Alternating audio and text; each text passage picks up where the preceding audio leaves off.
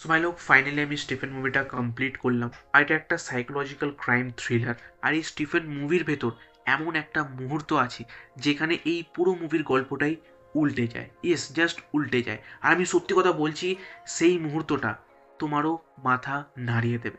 কি সেই মুহূর্তটা সেটা নিয়ে একটু পরে কথা বলছি, বাট প্রথমে যদি এই স্টিফেন মুভির গল্পটা নিয়ে হালকাভাবে কথা বলি উইদাউট স্পয়লার। তো একদিন একটা শহরে 6 মাসের ভেতর 9টা মেয়ে মিসিং হয়ে যায়। আর পুলিশ সেটা নিয়ে ইনভেস্টিগেট করছে। অ্যান্ড তারা মনে করে যে এই 9টা মেয়েকেই খুন করে দেওয়া হয়েছে। আর যে খুনি সে পুলিশের থেকে পালানোর পরিবর্তে নিজে পুলিশ স্টেশনে এসে পুলিশের কাছে সারেন্ডারও করে নেয় আর নিজের সব দোষগুলো স্বীকারও করে নেয়। আর তারপর সে পুলিশকে একটা গল্পও শোনায়। আর সেই খুনিটা পুলিশদেরকে যে গল্পটা শোনায় সেটা কি আদৌ সত্যি?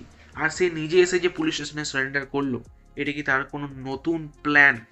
এইটা জানতে গেলে তোমাকে ডেফিনেটলি এই স্টিফেন মুভিটা ওয়াচ করতে হবে। তো এবার যদি এই স্টিফেন মুভির ভালো দিক নিয়ে কথা বলি, তো মুভিটা টায় 2 ঘন্টার মুভি।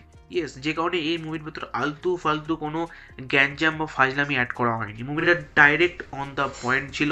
অ্যান্ড মুভিটাকে ইচ্ছা করে স্ট্রেচও করা হয়নি, যে কারণে যখন তুমি মুভিটা দেখতে বসবে তুমি এক নিঃশ্বাসে এই মুভিটা শেষ করে দেবে। না এই মুভির ভেতর কোনো বোরিং জিনিস আছে, আর না এই মুভিটা কোনো জায়গায় স্লো, যে কারণে কখন তুমি শুরু করে এই মুভিটা শেষ করে দেবে, কখন 2 ঘন্টা বার হয়ে যাবে তুমি নিজেও টের পাবে না। আর তারপর যে জিনিসটা ভালো লেগেছে আমার এই মুভির ভেতর, সেটা আমি একেবারে ভিডিও শুরুতে বলেছিলাম, এই মুভির ভেতর এমন একটা মুহূর্ত আছে যেটা এই পুরো মুভির গল্পটাকেই উল্টে দেয়।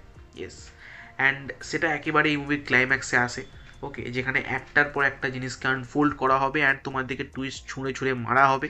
অ্যান্ড মুভির একেবারে শেষ মিনিট অবধিও এই মুভিটা জাস্ট আনপ্রেডিক্টেবল ছিল। ইয়েস, সেইখানে যেভাবে জিনিসগুলোকে আনফোল্ড করেছে সেগুলো সত্যি তোমাকে তাক লাগিয়ে দেবে। আর এটাই এই মুভির সব থেকে বড় পজিটিভ দিক, যে আমাদের শুরু একরকমভাবে করে বাট শেষ হতে হতে আমরা অনেক কিছু ভয়ঙ্কর জিনিস জানতে পারি। আর তারপর যে জিনিসটা ভালো লেগেছে এই মুভির ভেতর, সেটা হচ্ছে এটা শুধুমাত্র নামকে বাঁচতে সাইকোলজিক্যাল ক্রাইম থ্রিলার একেবারেই নয়। যখন তুমি এই মুভিটা দেখবে, এই মুভিটা তোমার মাইন্ডের সাথে খেলবে। ইয়েস, তোমাকে যে গল্পটা শোনাবে, তোমার চোখের সামনে যে জিনিসটা ঘটবে, তুমি সেটাকেই সত্যি ভেবে নাও। বাট যখন মুভির ক্লাইম্যাক্সে এসে একটার পর একটা জিনিস রিভিল করে, তখন তুমি বুঝতে পারো যে ভাই তোমাকে ডাইরেক্টলি বোকা বানানো হয়েছে। সেখানেই তো এই স্টিফেন মুভিটা আসলে বাজি মাত করে দেয়।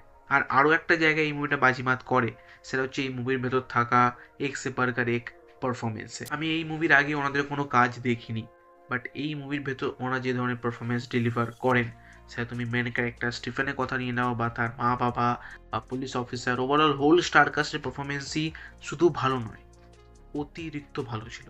ইয়েস, সবাই খুব খুব খুব ভালো পারফরমেন্স ডেলিভার করে এই মুভির ভেতর।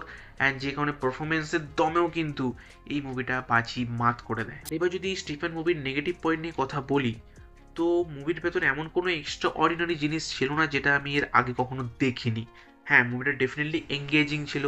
শুরু থেকে শেষ অবধি মুভিটা নিজের সাসপেন্সটাকে বজায় রেখে দেয়, হোল্ড করে রাখে।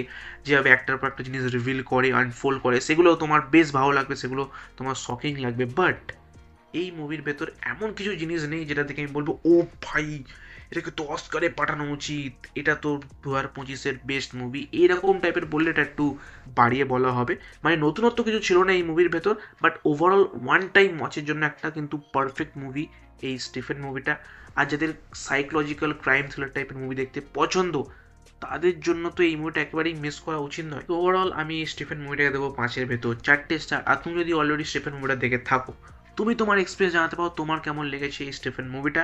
বাকি আমি কথা বলেছি রশ্মিকা মন্দনার দি গার্লফ্রেন্ড মুভিটা নিয়ে, তো তুমি যাও গিয়ে আমার সেই রিভিউটাকে চেক আউট করতে পারো, তোমার সাথে দেখা হবে ঠিক সেই ভিডিওতে। So by.